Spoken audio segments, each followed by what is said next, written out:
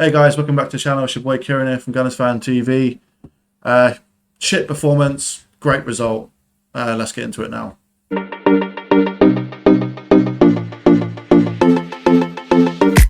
Okay, welcome back. Yeah, like I said, it's a shit performance, but it's a great result. Overall, we did not have a very good game. Aston Villa were the better side for the most parts of the game. And for Arsenal, just for some reason, just did not look like they were up for it. For the first half, we could not pass through the midfield. We were getting surrounded by Aston Villa's press. They were pressing with like 3-4 man on us all the time, and we weren't having none of it. We kept on passing the ball back to defence. Our play was too slow, predictable, and it just caused so many problems. And the first half was absolutely shocking.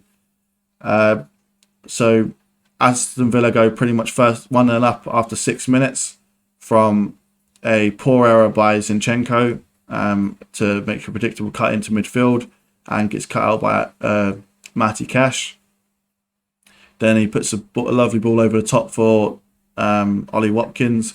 Saliba keeps him onside, and he gets into the box, goes to the left-hand side, makes a brilliant shot. Nothing Aaron Ramsdale could have done about it. It was so close to his feet. It was such a powerful shot. There was no way he was getting down on time. Great goal. And then we're 1-0 down. Xhaka comes back into the game for us. Gives us a 1-0. Gives us a goal for 1-1. Great finish by him. Tyrone Mings makes a silly error. Heads the ball back into the box. Xhaka's there waiting with a beautiful volley into the top of the net. And then we're back into it. And then we look like, okay, we're going to do something. And then we're passing the ball around. Passing the ball around. Passing the ball around. And if you haven't understood what I said yet, we're passing the fucking ball around. That's all we did. Okay, at no point after we equalised the goal did we look like we was going to go and score a second. It was just same pouring shit. It's like we were scared to lose. We weren't willing to go for the win. And we were just passing the ball around, hoping that Aston Villa would make a mistake. And they were just pressing us, and we were just getting further back. And then every time we tried to make something happen, someone would make a loose pass, and then we'd be forced to then go back to defence, and then we'd play a long ball over the top. It was either too hard or not enough on it, and it was just too predictable and the same old bullshit that we've been seeing for the last few games. But then moving into the second half, we come out, we're looking a little bit more lively, go a goal down again. So we're now 2-1 from a lovely play from Aston Villa. There's not much you can do about the goal. They had 8 passes from Martinez to Coutinho to score. Okay, they caught Arsenal lacking, and they wasn't paying attention. I don't think Arsenal expected them to come out that quickly and try and score a goal, especially from that quick of a transition. And they scored a nice goal, and there's nothing Ramsdale could have done about it. And then Arsenal started trying to pick up the pace a little bit. We start putting pressure on them, and then Zinchenko comes out with a lovely goal from the court set piece, from a short corner, and has a great finish for his first goal of the Premier League. He's never scored in the Premier League until today, so that's a great goal by him, coming in clutch for us as we needed it. And then pretty much the same shit. Arsenal trying to break him down. We looked a lot better in the second half, put a much better performance in, but overall, we didn't look like we was creating enough. Okay, even after the second goal went in, we then stopped attacking for a little while, or our attacks were going nowhere. We kept on letting Aston Villa get back into the game. I swear, for like 10 minutes after both of our equalisers, I don't think we had a shot on target. And that's saying something. If you're at a team like Aston Villa who crumble in defensively and are trying to play the game and attack you, why are you not then putting pressure on them as soon as they've scored? It's rookie behaviour. But then we're going to move into the players then, because obviously Jorginho scored late on in the second half to give us 3-2, and then Martinelli scored from Aston Villa trying to capitalise and get back into the game from a corner, and they brought Martinez right up for the goal kick for the corner set piece, and then it was just a nice transition. Vieira ended up with a ball, and he played a lovely ball into Martinelli, who had acres of space to run into on his own, and just tapped it into the net. So the scoreline is flattering to Arsenal, but I think Aston Villa can walk away from this game feeling a bit hard done by, because for the most part they were the better team. And if they were a little bit more secure defensively, they would have won this game. So moving on to the players. So we're going to start with Nketiah. He's our striker. He's our number 9 or number 14, which is an iconic number. Played fucking shit. Absolutely shit. Okay, there were several times when he either made the wrong fucking decision or he wasn't in the right spaces when he should be. He's supposed to be a central striker. Okay, we understand he doesn't do what Jesus does and drift in from left and right. So why the fuck is he trying to do that? Okay, it's not like he was drifting out wide and then Trossard was drifting in the middle, or Xhaka was drifting in the middle and he was drifting out wide. He was just not in the middle. There were several times when we needed to play a ball into the central striker and there was no one fucking there. He was just standing around. And I don't want to go too hard on him because I do like Eddie Nketiah. I think he's a good player, but he is not ready for this level. Okay, he is not.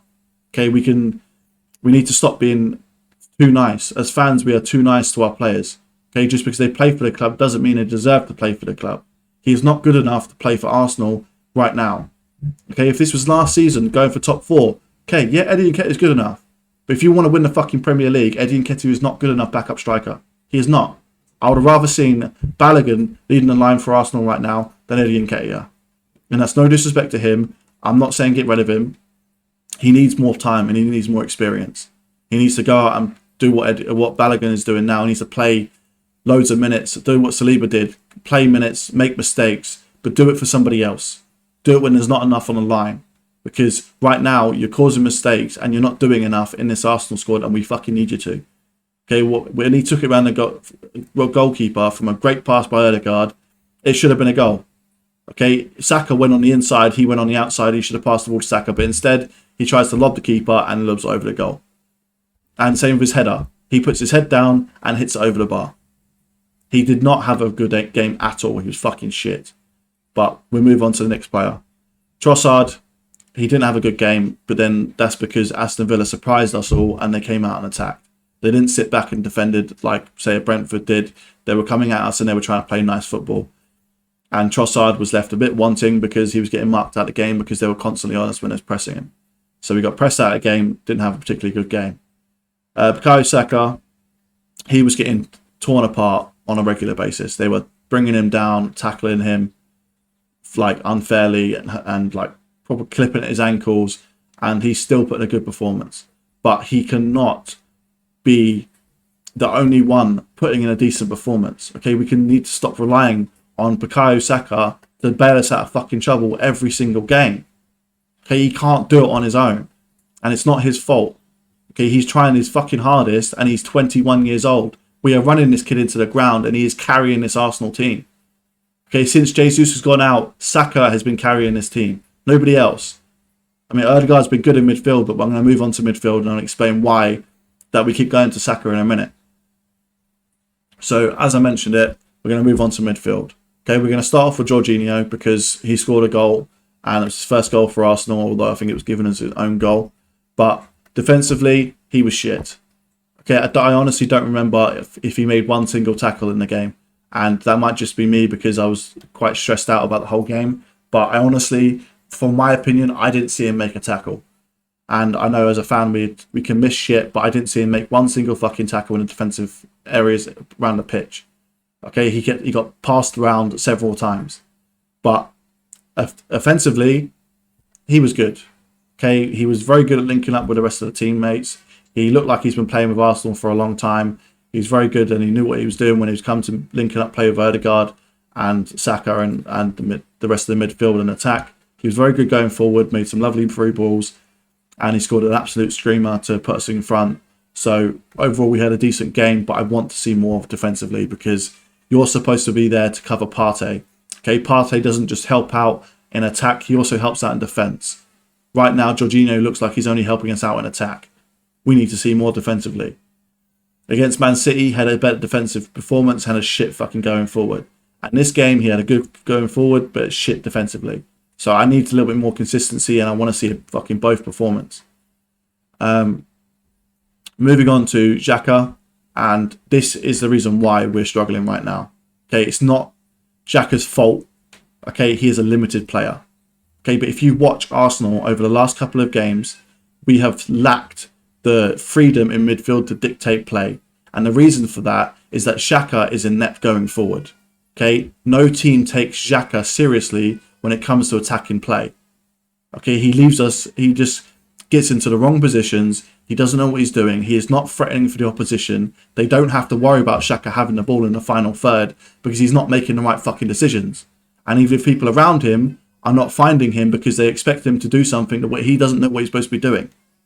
Okay, when Jesus was there, he knew how to get the best out of Xhaka, and Xhaka knew how to support Jesus. But in attacking third, Xhaka is causing us problems.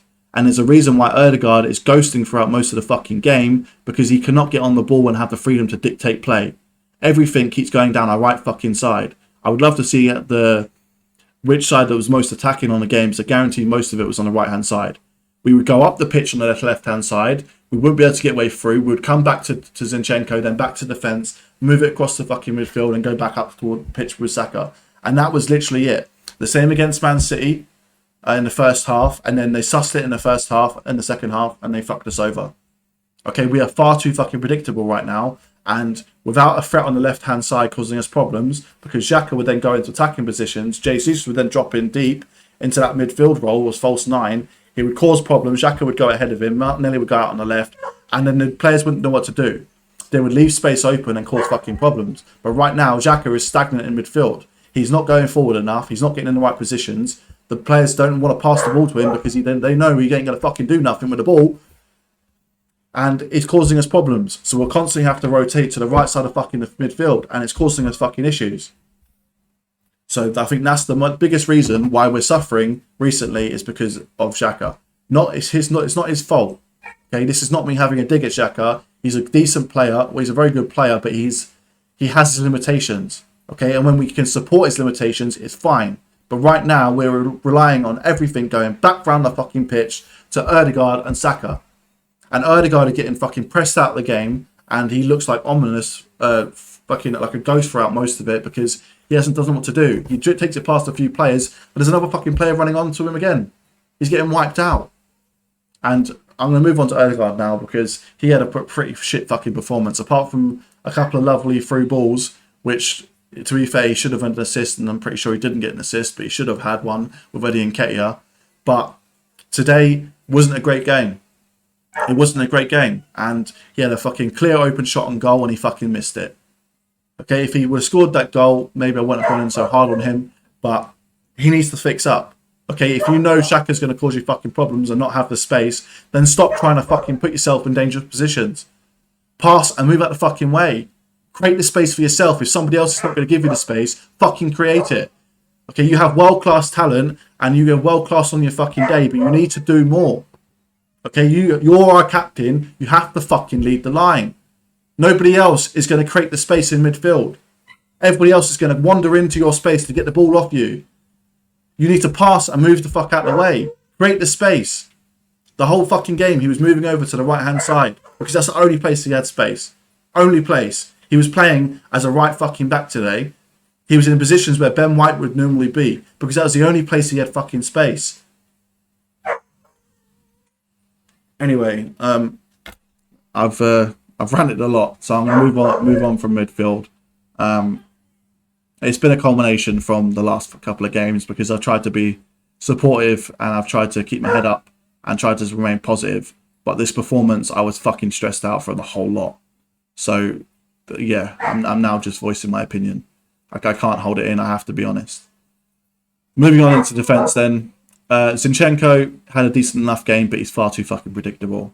Okay, he needs to fix up. You can't just keep playing in midfield all the fucking time. You're a left back. Okay, and if you're going to play as a midfielder, then fucking play as a midfielder. Speak to Arteta and say, look, boss, I'm better in midfield. I'm not good at fucking left back. Because he does not overlap. He does not. He does not create the fucking space out on the left-hand side. And it causes a problem. There's a reason why Cash knew exactly what he was going to do and picked his pocket. What's Zinchenko going to do when he's going forward? He's going to go left. He's going to pass the ball up to Trossard or pass the ball to Martinelli. He's going to stay back, get the ball back and cut into midfield.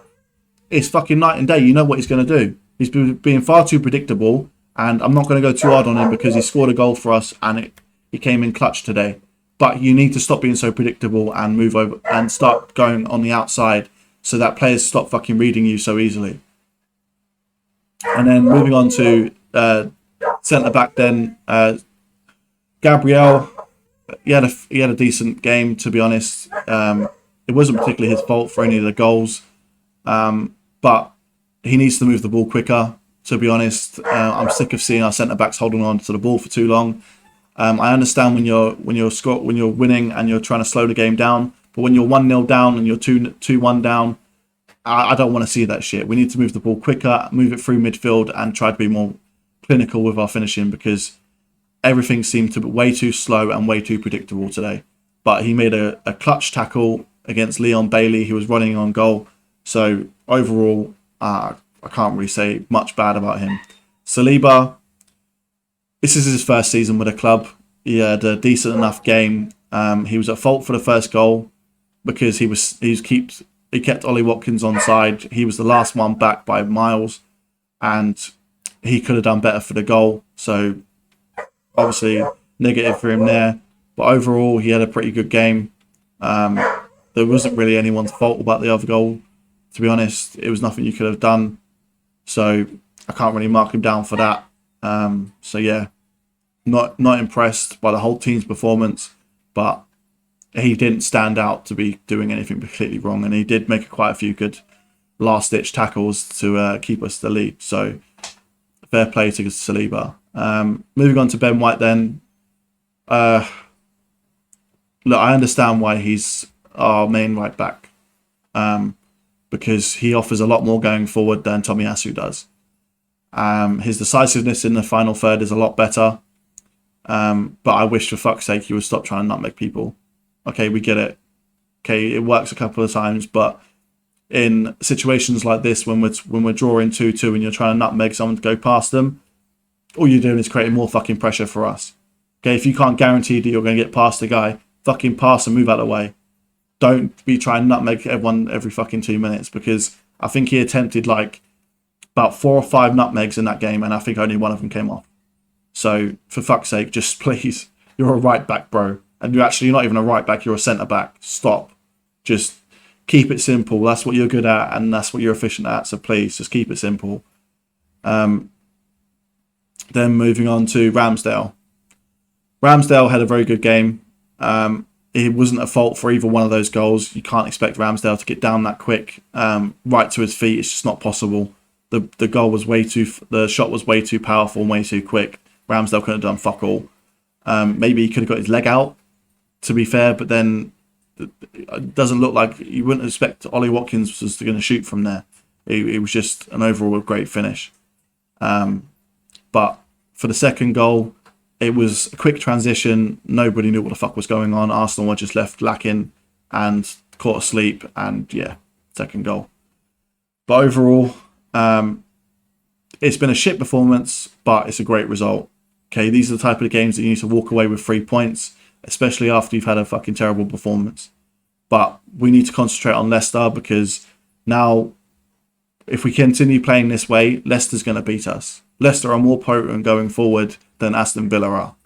And Leicester are capable of sweeping teams aside if you let them. So I want to see a better fucking performance against Leicester. I want to see us actually dominate the game and not get taken for a fucking ride, and actually be more decisive in the final third.